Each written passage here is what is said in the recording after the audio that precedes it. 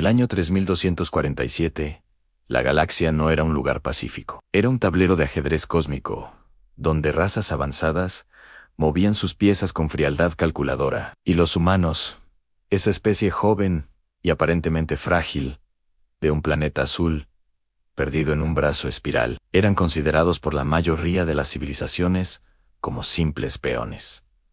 Los Bredkai llegaron primero, seres de piel translúcida, con 4 brazos articulados y ojos completamente negros que absorbían la luz. Habían conquistado 17 sistemas estelares en menos de 2 siglos. Su estrategia era siempre la misma: en estudiar, infiltrar, controlar. Pero con los humanos querían algo diferente.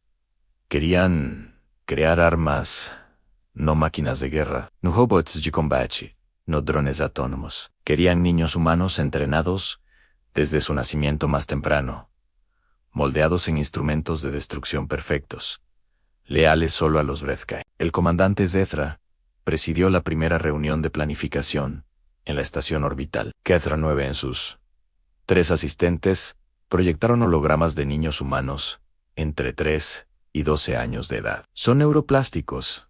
Durante este periodo, explicó Zethra, con su voz de interferencia estática, sus mentes absorben cualquier programación que insertemos. Sus cuerpos se adaptan con velocidad asombrosa. ¿Y los padres?, preguntó uno de sus subalternos. Los padres serán relocalizados, respondió Zethra sin inmutarse.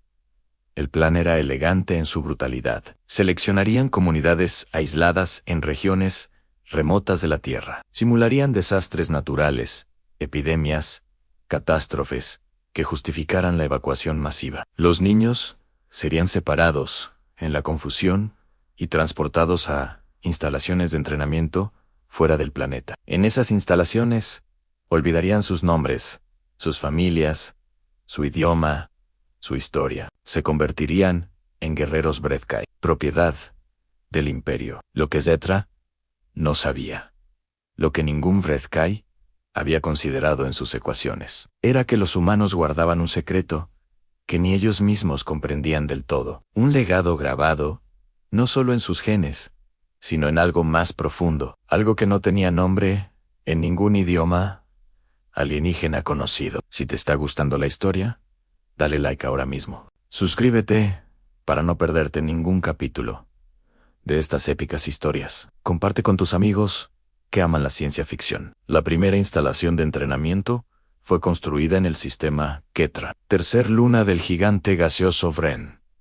Era una estructura masiva de metal gris, sin ventanas, sin colores, sin vida. Los pasillos olían a ozono y a desinfectante.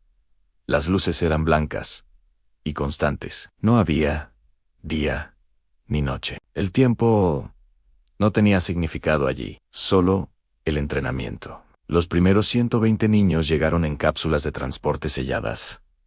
Tenían entre 4 y 9 años. Venían de distintas partes de la Tierra en África, Asia, América del Sur, Europa del Este, Todos habían sido seleccionados por sus marcadores genéticos, su agilidad natural, su capacidad cognitiva. Los Bredkai los llamaron por números, no por nombres. El número 47 era una niña de 7 años, originaria de Colombia. Tenía el cabello negro y los ojos color café oscuro que parecían guardar tormenta en su interior. Antes de ser tomada, su abuela la llamaba Luciana. Su abuela le contaba historias antes de dormir.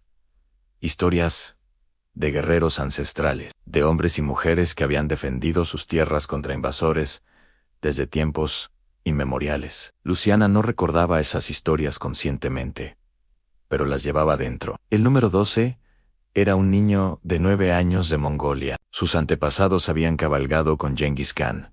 Habían conquistado desde el Pacífico hasta las puertas de Europa. La sangre de los grandes jinetes del mundo corría por sus venas. Los Bredkai lo veían como dato genético, como ventaja de combate.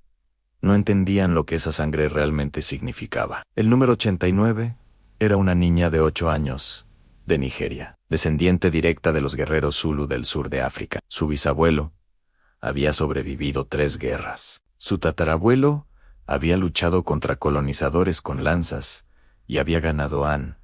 Ella no lo sabía, pero su cuerpo lo recordaba de alguna manera. El número 31 era un niño de 6 años de Japón, hijo de una familia que guardaba con orgullo secreto su linaje samurái. En el último siglo, ese linaje se había diluido en oficinistas y estudiantes, pero la estructura de sus huesos, la velocidad de sus reflejos, decían otra cosa. Los Red Kai tenían un protocolo de entrenamiento que había funcionado con otras especies. Primero, en ruptura del yo, eliminar toda identidad previa. Segundo, en construcción del nuevo yo. Lealtad absoluta al imperio. Tercero, entrenamiento físico intensivo, adaptado a las capacidades de cada especie. Cuarto, entrenamiento psíquico para resistir tortura, interrogatorio y manipulación enemiga. Quinto, armamento. Aprender a matar con cualquier cosa, en cualquier entorno. Con otras especies, el proceso tardaba aproximadamente 2 años. Con los niños Red Kai criados desde nacimiento, era incluso más eficiente. Zetra esperaba resultados similares con los humanos. Lo que ocurrió fue completamente diferente. Dale like si esta historia te tiene al borde del asiento. Suscríbete para más épicas historias de ciencia ficción, HF, y comparte con todos los amantes del género. La supervisora Red Kai, a cargo de la instalación, se llamaba Ketva. Era considerada una experta en condicionamiento psicológico de especies menores. Había entrenado exitosamente a guerreros Rivoki, Soltari y Menex. Nada la había preparado para los humanos. El primer día, los niños lloraron. Ketva esperaba eso. El llanto era una respuesta normal en especies sociales, cuando se separaban de sus progenitores. Activó los protocolos de supresión emocional en luz constante, estímulos auditivos de baja frecuencia, privación controlada del sueño. Los niños dejaron de llorar. Pero algo curioso ocurrió. Se encontraron entre sí, sin idioma común, sin gestos acordados previamente. Los 120 niños comenzaron a comunicarse, con miradas, con toques en el hombro, con pequeñas acciones que tenían significado. La niña número 47, Luciana, encontró al niño número 31, acurrucado en una esquina. No tenían idioma en común. Ella hablaba español. Él hablaba japonés. Pero ella se sentó a su lado y le tocó la mano. Y el niño dejó de temblar. Ketva observó esto en las pantallas de monitoreo y lo anotó como comportamiento de vinculación social primaria, normal en mamíferos sociales. Sin relevancia estratégica. Estaba equivocada. Lo que Ketva no comprendía era que los humanos llevaban 10.000 años construyendo estructuras sociales en condiciones extremas. Tribus que sobrevivían inviernos brutales, clanes que resistían sequías y hambrunas, comunidades que se reorganizaban después de plagas, terremotos, inundaciones. La capacidad humana para formar vínculos de confianza bajo presión extrema no era debilidad. Era una tecnología evolutiva perfeccionada durante milenios. Era su primera arma, y ya la estaban usando. El entrenamiento físico comenzó en la segunda semana. Los Red Kai usaban su estándar galáctico en carrera en gravedad aumentada, combate contra androides de entrenamiento, escalada en estructuras artificiales. Los niños humanos, para sorpresa de todos los instructores, no se rompían. Se adaptaban. El número 12, el niño mongol, comenzó a encontrar ritmos en los ejercicios, patrones que sus músculos reconocían, aunque su mente consciente no comprendía por qué. Se movía con una economía de esfuerzo que los instructores Red Kai no habían visto en ninguna otra especie joven. El número 89, la niña nigeriana, demostró una resistencia al dolor que desconcertó a los médicos de la instalación.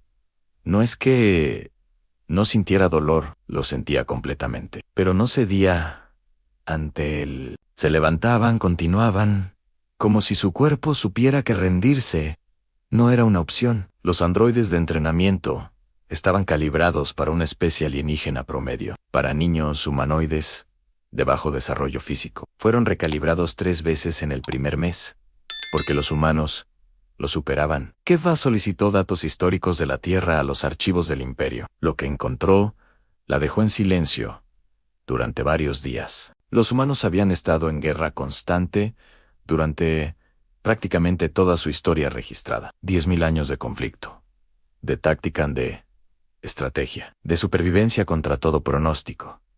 Habían comenzado con piedras y huesos, habían terminado con armas nucleares, y en cada generación, los sobrevivientes habían pasado algo a sus descendientes, no solo herramientas, no solo conocimiento, algo más profundo, algo que se grababa en la manera en que sus nervios disparaban, en la velocidad a la que sus glándulas suprarrenales respondían al peligro, en la forma en que sus mentes procesaban amenazas múltiples, simultáneamente. Los humanos no solo habían evolucionado para sobrevivir, habían evolucionado para guerrear. No olvides el like si la historia te está sorprendiendo.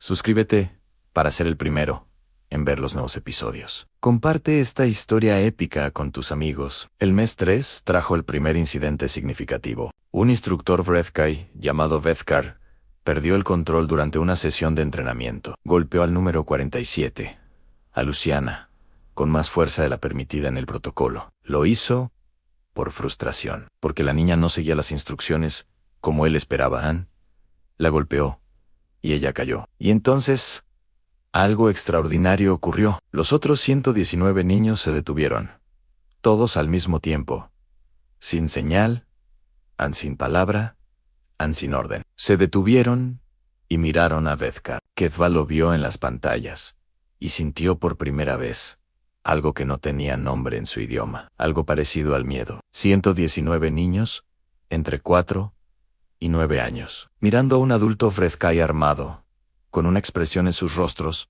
que ningún ser de esa edad debería poder tener. Bethkar también lo sintió. Dio un paso atrás. A Luciana se levantó sola, se limpió la sangre del labio. Miró a Bethkar a los ojos y sonrió. No una sonrisa de sumisión, no una sonrisa de miedo disfrazado, una sonrisa que decían: ya te tenemos medido. Ketva ordenó a Bethkar que abandonara la sala de entrenamiento inmediatamente. Luego pasó la noche revisando datos, tratando de entender qué había visto. Los niños humanos habían respondido como una unidad sin ninguna comunicación detectable. Habían evaluado la amenaza colectivamente y habían decidido colectivamente no escalar la situación.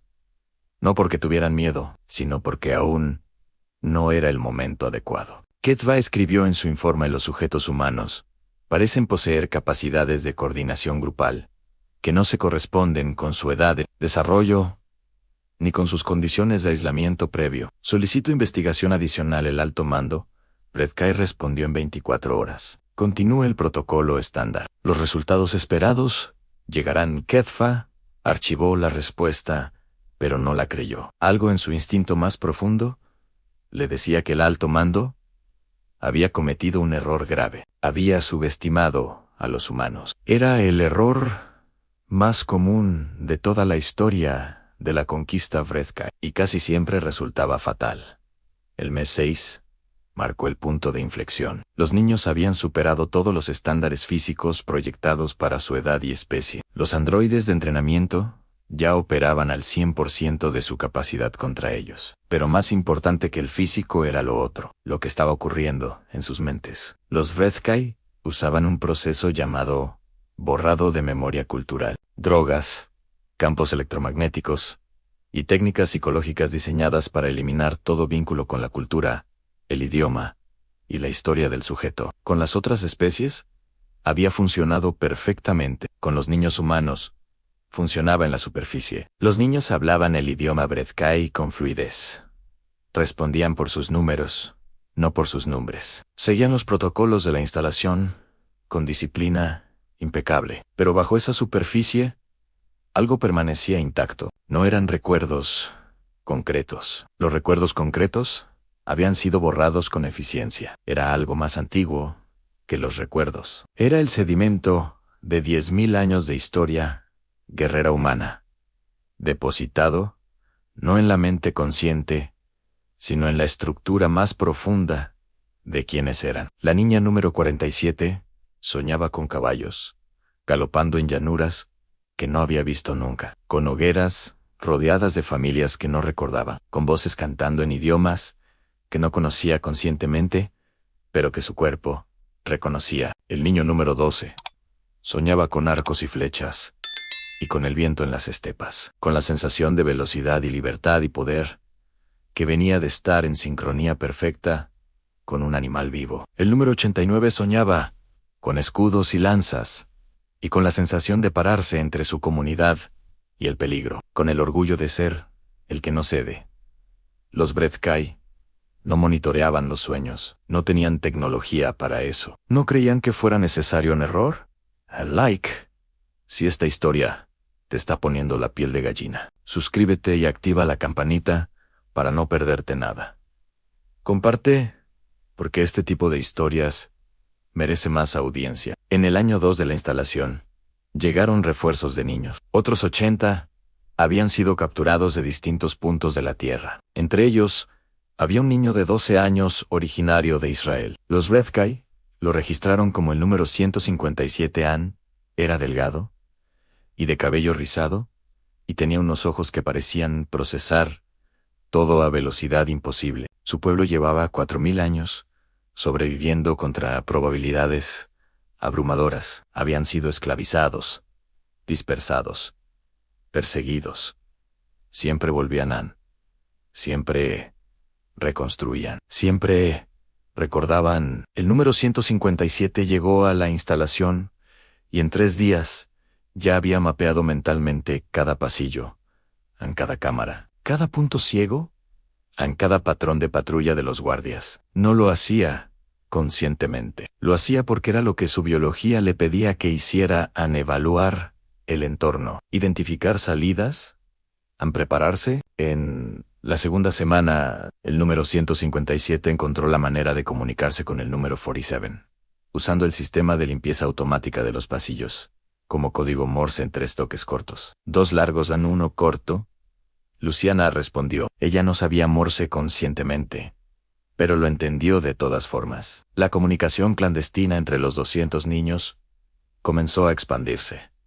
Sin tecnología, sin instrumentos, con los recursos más básicos de la humanidad en ingenio, paciencia y la determinación de no estar solos. En el mes 14, los Bredkai iniciaron la fase de armamento. Era el momento que Ketfa había esperado y también temido. Los niños recibirían acceso a armas de entrenamiento no letales, pero funcionales. La lógica del protocolo era que, a esta altura del proceso, los sujetos estarían completamente condicionados. Sus lealtades serían exclusivamente hacia el Imperio Bredkai. Serían máquinas de combate obedientes. Lo que los Bredkai no habían calculado era que darle armas a 200 niños humanos que secretamente se habían estado coordinando durante un año era esencialmente entregarles las llaves de la instalación. La sesión de entrenamiento con armas comenzó a las 0600 horas. Tiempo de la estación. 97 instructores Bredkai. 200 niños. Las armas de entrenamiento disparaban pulsos de energía no letales, que causaban dolor intenso y aturdimiento temporal. El protocolo indicaba que los niños atacarían a los androides de combate dispuestos en el centro de la sala. Los niños tomaron sus armas. Se miraron entre sí. El número 157 dio una señal, un movimiento casi imperceptible de su mano izquierda, y los 200 niños se volvieron hacia los instructores Bredkai, no hacia los androides. Lo que siguió duró exactamente 4 minutos y 32 segundos. Ketfa lo vio todo desde la sala de control. Los niños no peleaban como niños, no peleaban como los guerreros Bredkai entrenados, que se suponía que se estaban convirtiendo. Peleaban como algo diferente, algo que los Bredkai no tenían catalogado en ninguna base de datos. Luchaban con una ferocidad que no era rabia ciega, era javía calculada, fría, precisa. El número 47 desarmó a un instructor 3 veces su tamaño en 16 segundos. No usando fuerza bruta, usando geometría, usando los ángulos del cuerpo del instructor contra él mismo. El número 12 coordinaba grupos de 10 niños simultáneamente con señales mínimas. Sus movimientos eran los de un comandante de campo. no los de un niño de 11 años. El número 89 absorbía golpes que deberían haberla derribado, y los convertía en combustible. Cada impacto parecía hacerla más sólida, más presente, más peligrosa. Dale like. Ahora sí, los humanos te tienen sorprendido. Suscríbete para más épicas historias de guerreros humanos. Comparte con tus amigos que necesitan ver esto. En 4 minutos y 32 segundos, 97 instructores Redkai estaban aturdidos en el suelo. Ningún niño humano había caído. Ketva activó el protocolo de emergencia. Gases de contención, en campos de fuerza, cierre total de la instalación. Los niños se sentaron en el centro de la sala de entrenamiento. No huyeron, no atacaron las cámaras, no intentaron escapar. Se sentaron en círculo y esperaron. Ketva tardó un largo momento antes de poder hablar. ¿Qué son ustedes?, susurró en el idioma de su especie. El número 47, Luciana, levantó la vista hacia la cámara principal y en un Redkai perfectamente acentuado, respondió: somos humanos y hemos sido guerreros por 10.000 años. El silencio que siguió en la sala de control fue absoluto. Ketva envió un mensaje urgente al alto mando esa misma hora. Mensaje clasificado. Nivel de emergencia máximo. El proyecto Niños Arma ha fallado. Los sujetos han neutralizado a todo el personal de entrenamiento. Los sujetos mantienen control de la sala principal. No hay bajas humanas. Requiero instrucciones inmediatas. El alto mando tardó 6 horas en responder. Esas 6 horas fueron las más importantes de la historia del proyecto. Porque mientras el imperio deliberaba, los niños hablaban, por primera vez en más de un año, en voz alta, sin código, sin secretos. Se contaban sus nombres: Luciana Takeshi, Amara Lior y 196 nombres más, en nombres que habían sido borrados de sus mentes, pero que surgían ahora, como agua de un manantial que nadie había podido secar del todo. Lloraban mientras se los decían. Y reían también, porque recordar quién eres, después de que alguien ha intentado robarte eso, es una de las victorias más grandes que un ser humano puede conocer. El alto mando ordenó intervención de fuerza. 20 soldados Redkai, de élite, con armamento completo. Ketva transmitió la orden, sin comentarla, pero en su interior ya sabía. Los soldados entraron por 4 puntos simultáneos de la instalación. Los niños los escucharon llegar 5 minutos antes de que llegaran. No con tecnología, con sus oídos, con el instinto afinado por 14 meses de entrenamiento intensivo, más 10.000 años de evolución guerrera. El número 157 reorganizó los grupos en 30 segundos. El número 12 asignó posiciones con una precisión que haría llorar a cualquier general humano. El número 47 tomó el centro. No porque nadie se lo dijera, porque era donde debía estar. Los 20 soldados de élite Redkai entraron a la instalación. Tardaron 9 minutos en ser completamente neutralizados, sin una sola baja humana. Esta vez, el silencio en la sala de control de Ketva duró mucho más. Like si esta historia épica merece tu apoyo. Suscríbete, porque lo mejor todavía está por venir. Comparte con todos en tus redes sociales ahora mismo. El alto mando Redkai convocó una sesión de emergencia. Había algo que ningún miembro del consejo quería admitir, pero que todos pensaban. Habían creado un problema que no podían resolver con fuerza. El consejero más anciano, Brethma, habló primero. 400 años de conquistas. 211 especies sometidas. Nunca habíamos tenido este problema, porque nunca habíamos intentado esto con humanos, respondió el consejero de inteligencia. Los datos históricos de la Tierra son claros. Esta especie no puede ser condicionada de la manera convencional. ¿Por qué no?, exigió el comandante supremo. Hubo una pausa incómoda. Porque, dijo finalmente, el científico jefe del proyecto, su historia de combate está integrada en su neurología, a nivel que no podemos borrar sin destruir al sujeto. Es como intentar borrar el instinto de respirar. No es una memoria, es lo que son. ¿Qué propone entonces? preguntó el comandante supremo. Nadie respondió, porque la respuesta obvia era una, que el Imperio Vredkai nunca había tenido que contemplar, rendirse, no militarmente, aún no. Pero sí reconocer que los niños de la instalación Ketra 9N o podían ser controlados, y que lo que habían creado, sin quererlo, era exactamente lo opuesto de lo que habían planeado. Habían tomado 200 niños humanos, los habían entrenado con los mejores métodos militares galácticos, los habían obligado a forjar vínculos de confianza absoluta bajo presión extrema, los habían endurecido física y psicológicamente más allá de todo parámetro proyectado, y encima de eso, habían despertado en ellos la memoria ancestral de 10.000 años de guerra. No habían creado armas para el Imperio Vredkai. Habían creado algo infinitamente más peligroso. Habían creado la primera generación de guerreros humanos que conocían la galaxia desde adentro. Mientras el Consejo deliberaba, Ketva tomó una decisión que le costaría su carrera, pero que, años después, se reconocería como la más inteligente de su vida. Abrió comunicación directa con los niños, no con órdenes, no con amenazas. Con una pregunta. ¿Qué quieren? La respuesta llegó de la voz de Luciana, el número 47, en Claran, simple sin adornos. Queremos ir a casa. Queremos que paren de robar niños. Y queremos hablar con sus líderes, Ketva.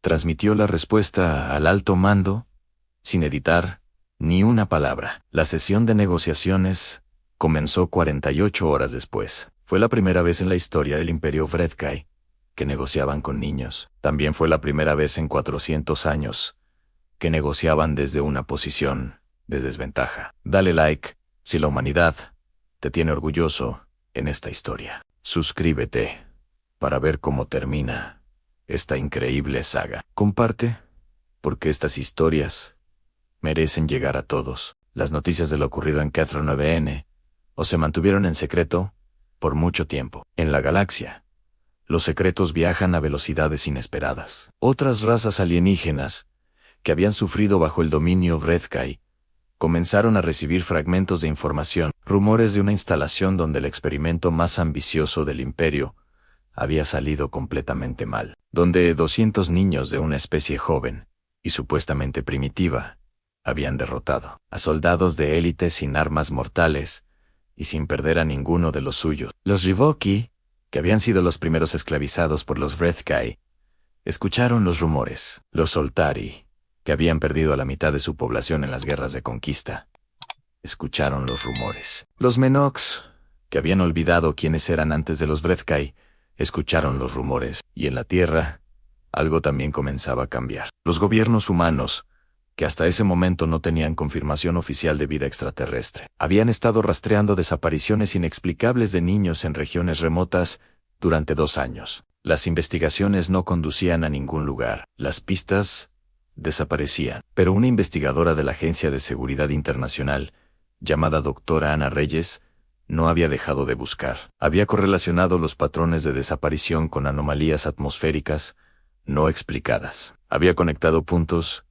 que nadie más había querido conectar. Y 3 días antes de las negociaciones en Ketra 9, había llegado a la conclusión que todos temían. Los niños no estaban en la Tierra. Estaban en el espacio. Su informe llegó al más alto nivel de los gobiernos en menos de 24 horas. La respuesta fue caos controlado, pánico disfrazado de protocolo, y una reunión de emergencia de las potencias mundiales, que no tenía precedente en la historia moderna. ¿Qué hacemos? Fue la pregunta que todos hacían. Nadie tenía respuesta, porque enfrentarse a una civilización estelar con siglos de ventaja tecnológica era, en términos prácticos, suicida. A menos, dijo alguien en silencio, en esa reunión, que los niños ya hubieran hecho el trabajo. En la instalación Ketra 9, las negociaciones avanzaban. Luciana había asumido de facto el papel de portavoz, no porque nadie se lo hubiera asignado, sino porque los otros 200 niños, naturalmente, miraban hacia ella cuando era momento de hablar. Había algo en ella que los Vredkai no podían catalogar correctamente. No era carisma en el sentido que ellos conocían, no era autoridad impuesta.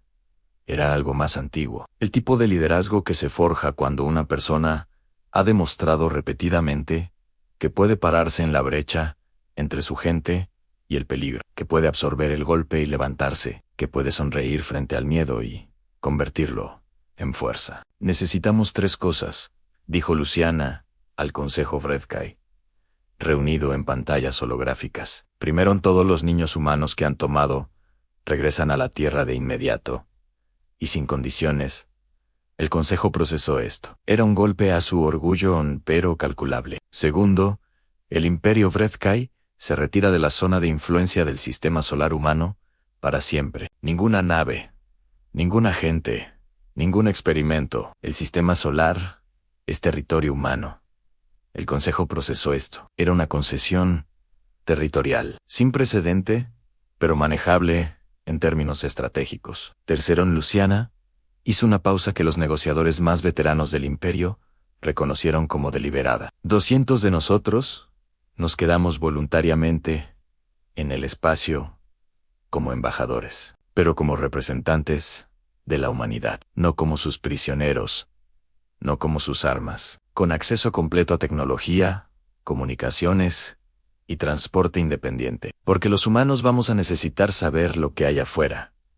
El silencio en el consejo fue largo. El consejero Vredma, el más anciano, habló finalmente. ¿Por qué razón aceptaríamos dar a una especie primitiva acceso a tecnología estelar? Luciana no dudó ni un segundo, porque la alternativa es que regresemos a la Tierra.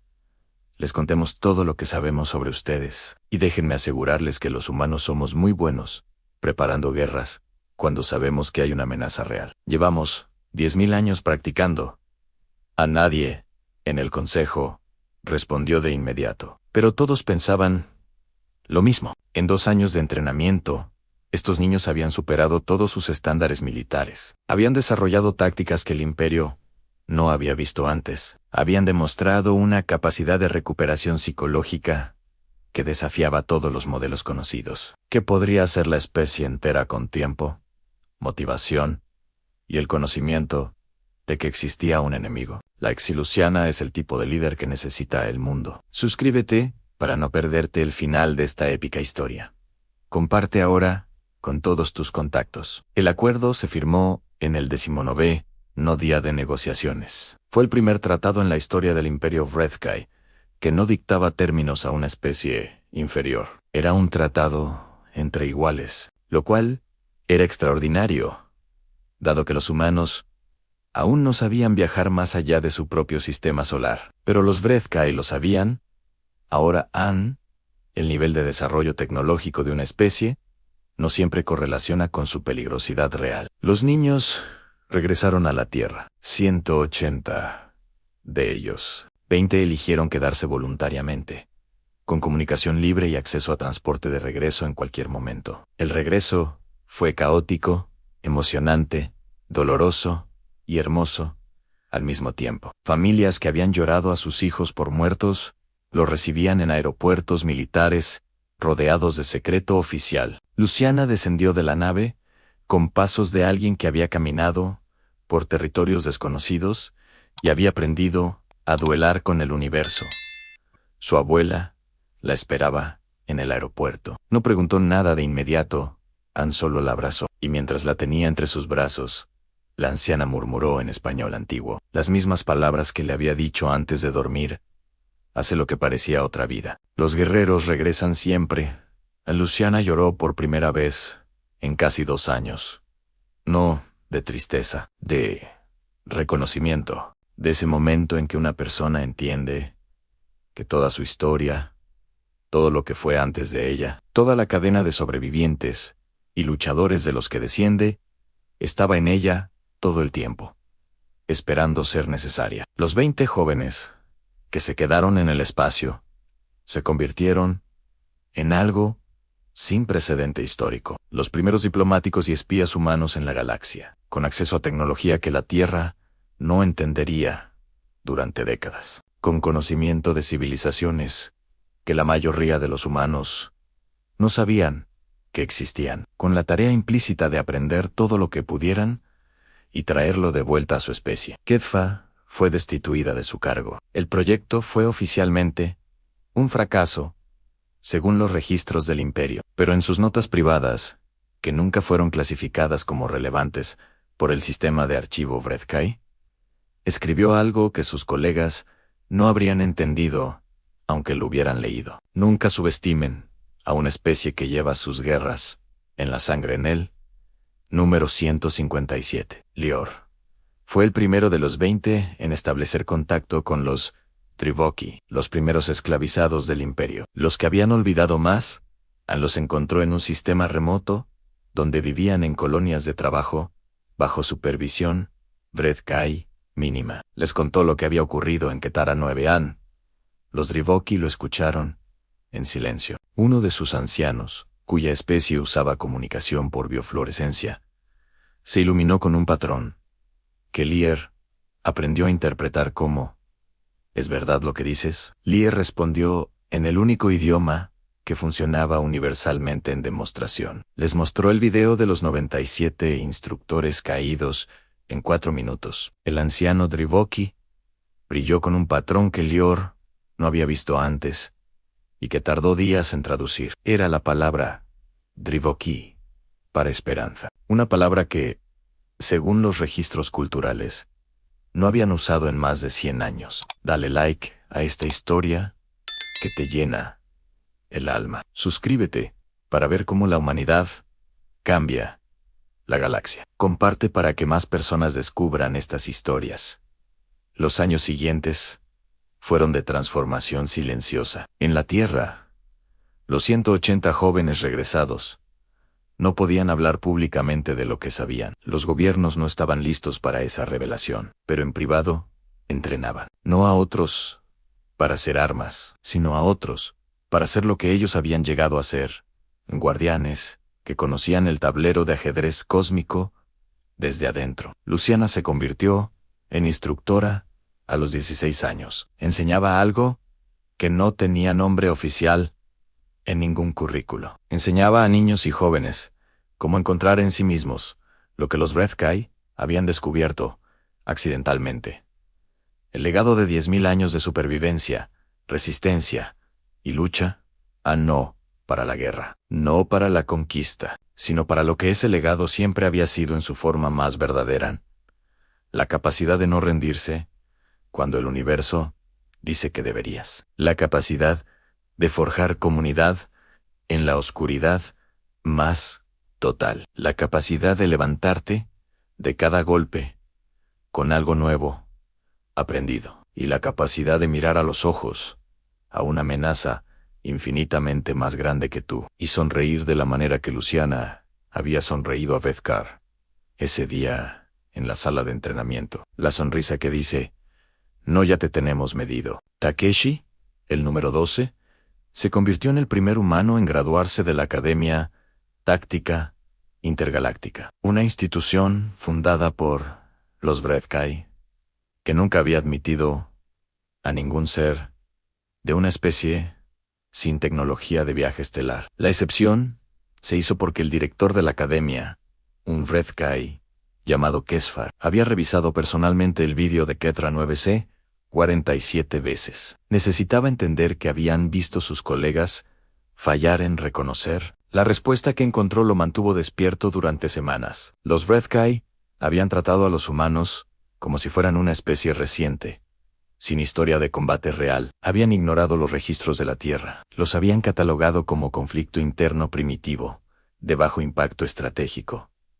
Lo que los datos realmente mostraban era una especie que llevaba, literalmente, milenios, perfeccionando cada aspecto del arte de la guerra, que había desarrollado más estrategias de combate distintas que cualquier otra especie en los registros galácticos conocidos, que había sobrevivido extinciones masivas, glaciaciones, pandemias y conflictos que habrían acabado con razas más frágiles, y que a diferencia de casi todas las demás especies que habían alcanzado civilización compleja, los humanos nunca habían tenido un periodo de paz verdaderamente prolongado, no porque fueran inherentemente violentos, sino porque el ambiente en el que habían evolucionado nunca había dejado de exigirlo. La guerra para los humanos no era una aberración. Era un estado conocido, y eso, en términos evolutivos, significaba que estaban preparados para el cosmos de una manera que ninguna otra especie lo estaba, porque el cosmos no era pacífico. Era exactamente el tipo de entorno para el que los humanos llevaban 10.000 años entrenándose sin saberlo. Kesvar inscribió a Takeshi en la academia, y en la ceremonia de bienvenida dijo algo que se repetiría en muchos idiomas. Durante generaciones, llevamos 4 siglos conquistando el espacio. Hoy aprendemos de la única especie que lo habitaba sin saberlo. En like, si esta historia te ha enseñado algo sobre la humanidad, suscríbete para más historias que celebran el espíritu humano. Comparte con quienes necesitan inspiración hoy. El día que la Tierra recibió su primera comunicación oficial de una civilización alienígena, no llegó en una transmisión masiva ni en un aterrizaje público dramático. Llegó en forma de una niña de 22 años, que bajó de una nave en el desierto de Nevada. Caminó hasta la valla del perímetro de seguridad y dijo en español, inglés, mandarín, árabe y suajili simultáneamente: tenemos mucho de qué hablar. A Luciana había regresado, no como la niña de 7 años que habían tomado de Colombia, como algo que no existía en ningún registro de ninguna civilización galáctica, como la primera embajadora humana con conocimiento de primera mano del cosmos. La conferencia que siguió fue clasificada por todos los gobiernos involucrados, pero las personas que estuvieron en esa sala nunca olvidaron lo que sintieron cuando Luciana habló. No hablaba de tecnología, no hablaba de conquista, ni de defensa. Hablaba de lo que había aprendido del universo, después de vivir en él durante 5 años, que estaba lleno de civilizaciones que habían olvidado lo que era ser jóvenes, que habían alcanzado la eficiencia y habían perdido algo en el camino, que miraban a los humanos con condescendencia, o con miedo, o con ambas cosas a la vez, sin entender que lo que veían como primitivismo era en realidad algo que muchos de ellos habían perdido hace siglos: la capacidad de asombrarse, la capacidad de adaptarse radicalmente, la capacidad de levantarse del polvo y seguir siendo completamente, obstinadamente, uno mismo. El universo está lleno de especies avanzadas, dijo Luciana en esa sala, pero está muy escaso de especies vivas. Nosotros somos vivos de una manera que ellos han olvidado cómo serlo. Y eso ya lo están aprendiendo. Es lo más peligroso y lo más valioso que existe. Amara. El número 89 regresó a Nigeria a los 19 años.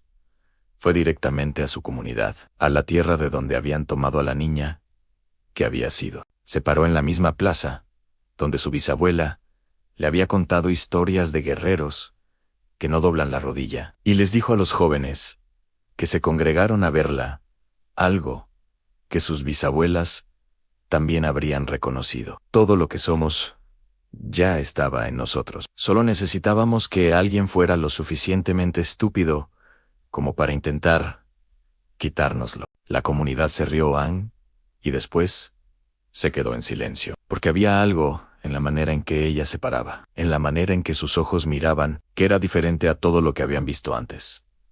No en el sentido de ser extranjera, en el sentido de ser profundamente, irrevocablemente familiar. Como si algo muy antiguo hubiera regresado a casa. Lear volvió a Israel y fue directamente a ver a su abuela. Le tomó las manos y le dijo: «Anabuela, ¿están ahí fuera?» Ella lo miró un momento y respondió: «¿Y los encontraron bien?» Él se rió tanto que tardó varios minutos en poder responder. «Todavía están aprendiendo a lidiar con nosotros», dijo finalmente. Su abuela asintió con la satisfacción de quien ya lo sabía. Si esta historia te ha hecho sentir orgulloso de ser humano, suscríbete para más historias épicas de ciencia ficción. HF Ian comparte esta historia y difunde el legado guerrero de la humanidad. 10 años después de los eventos de Ketra 9, el universo era diferente no dramáticamente, no con explosiones y batallas épicas, con algo más sutil y más poderoso. Los Drivoki, inspirados por lo que Lior les había contado, comenzaron a recordar. No sus memorias individuales, esas habían sido borradas demasiado profundamente, sino su identidad colectiva, que eran más que trabajadores del imperio, que habían sido algo antes de los Vrethkai, y que podían ser algo diferente después. Los Solthari establecieron contacto con los embajadores humanos y pidieron algo que no habían pedido en 200 años, ayuda para encontrar sus propios archivos históricos, que los Vrethkai habían intentado eliminar, pero que existían fragmentados en estaciones remotas. Los Menex, que habían olvidado más que nadie, comenzaron un proceso que sus propios historiadores llamaron el Gran Recuerdo, usando las técnicas que los humanos habían desarrollado para recuperar memorias culturales bajo condicionamiento. Comenzaron a reconstruir quiénes habían sido. El Imperio Vrethkai observaba todo esto con una incomodidad creciente que no podía articular. Habían esperado que la situación de Kethra 9F era un incidente contenido, un fracaso experimental que se archivaba y se olvidaba. No habían anticipado el efecto en cadena, que la historia de 200 niños que habían recordado quiénes eran se convertiría en símbolo para cada especie que había olvidado lo mismo. El número de incidentes de resistencia en sistemas bajo control, Vrethkai, aumentó un 400% en 5 años. No todos eran violentos, la mayoría no lo eran, pero eran contundentes, porque la resistencia más difícil de quebrar no es la que lucha con armas, es la que simplemente recuerda quién es y se niega a olvidarlo de nuevo. El comandante supremo Vrethkai convocó a Kethva, ahora retirada, a una audiencia privada. Tenía una pregunta. ¿Cómo lo hicieron? ¿Como una especie sin tecnología estelar? En condiciones de máximo aislamiento y condicionamiento, mantuvo intacta su identidad. Kethva consideró la pregunta durante un largo momento. Porque lo que borramos fueron sus recuerdos, respondió finalmente. Pero no pudimos borrar lo que los creó. ¿Qué los creó? 10.000 años de negarse a rendirse en él. Comandante Supremo no respondió, porque no había respuesta satisfactoria a eso. No había tecnología que borrara 10.000 años, no había droga que eliminara la estructura neurológica construida por generaciones de supervivientes. No había campo electromagnético que alcanzara lo que los humanos llamaban, en sus idiomas más antiguos, con palabras diferentes, pero con el mismo significado, el alma de un pueblo. En Kethra 9, ahora una estación neutral, bajo supervisión de observadores de 5 especies diferentes. Había una placa en la pared de lo que había sido la sala de entrenamiento. La habían puesto los Drivoki, en agradecimiento por lo que había comenzado allí. Decía, en 17 idiomas galácticos Anaki, 200 niños recordaron quiénes eran. Y al recordarlo, recordaron al universo, que algunos no olvidan. Si llegaste hasta aquí, ¿eres de los nuestros? Like obligatorio. Suscríbete, porque esto es solo el comienzo de estas historias. Comparte con todos los que aman la ciencia ficción épica. En la Tierra, 20 años después, los jóvenes que habían regresado habían construido algo nuevo. No una organización oficial, no un programa gubernamental, algo que funcionaba con la misma lógica, que los había salvado en Kethra 9, vínculos de confianza forjados bajo presión, sostenidos por el reconocimiento de un legado compartido. Lo llamaban simplemente el legado. No enseñaban combate, enseñaban historia, la historia verdadera, la que no aparece en los libros de texto pero que vive en el ADN de cada pueblo. Los guerreros Zulu que habían plantado cara al imperio colonial más poderoso de su tiempo. Los mongoles que habían construido el Mayo, era imperio terrestre de la historia humana, partiendo de las estepas. Los samuráis que habían convertido el conflicto en filosofía y la filosofía en arte. Los guerreros mayas que habían calculado el cosmos y habían defendido su tierra con matemáticas y con sangre. Los vikingos que habían navegado hacia lo desconocido, porque el horizonte nunca fue suficiente razón para detenerse. Los espartanos que habían decidido que 300 era suficiente número para cambiar la historia. Los guerrilleros de montaña que habían derrotado imperios modernos con armamento obsoleto y voluntad indestructible. Cada historia era un hilo. Y juntos formaban el tapiz de lo que significaba ser humano en guerra y en paz. Luciana daba la última clase del año, siempre de la misma manera, frente a un grupo de jóvenes de todas las edades, en una sala sin decoración especial. Les preguntaba, ¿qué hace que un guerrero sea un guerrero? Las respuestas variaban: fuerza, entrenamiento, armas, valentía, estrategia. Ella escuchaba todo sin interrumpir, y entonces decían: un guerrero es alguien que sabe lo que está protegiendo y que lleva dentro la historia de todos los que protegieron lo mismo antes que él. Eso no se puede entrenar desde afuera. Ya está en ustedes. Lleva 10.000 años estando en ustedes. Nadie puede quitárselos. Lo intentaron con nosotros. Y sonreía. La misma sonrisa que había dirigido a un instructor Vrethkai en una sala sin ventanas a millones de kilómetros de la Tierra. La sonrisa que decía: ya te tenemos medido. La sonrisa que decía: sabemos quiénes somos. La sonrisa que decía: pueden intentarlo. En la galaxia, los Vrethkai enfrentaban una crisis de identidad propia. No una crisis militar ni económica. Una crisis de propósito. Por 4 siglos, habían definido su identidad como conquistadores, como los que sometían y ordenaban y organizaban el caos de las especies menores. Pero las especies menores estaban recordando que eran algo más que menores, y los Vrethkai se encontraban sin un papel claro en un universo que estaba cambiando. Algunos en el alto mando hablaban de guerra, de reconquistar lo que se estaba perdiendo con fuerza. Otros, como el anciano Vrethme, hablaban de algo diferente, de que quizás el problema no era la insubordinación de las otras especies, era que los Vrethkai habían confundido conquista con propósito, y que una civilización que existe solo para subyugar a otras ya ha comenzado su decadencia, aunque no lo sepa todavía. Vrethma solicitó una reunión con Luciana. Fue la primera reunión voluntaria entre un miembro del alto mando, Vrethkai, y un humano.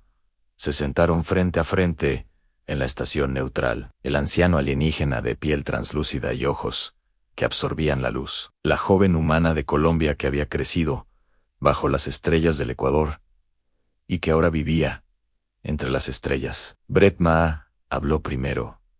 ¿Qué son ustedes para el universo? Luciana pensó en la pregunta durante un momento genuino y respondió: en lo mismo que siempre fuimos para la Tierra. Los que no se rinden y que recuerdan por qué vale la pena no rendirse. En Vrethma procesó esto durante un largo silencio. Pueden enseñarlo.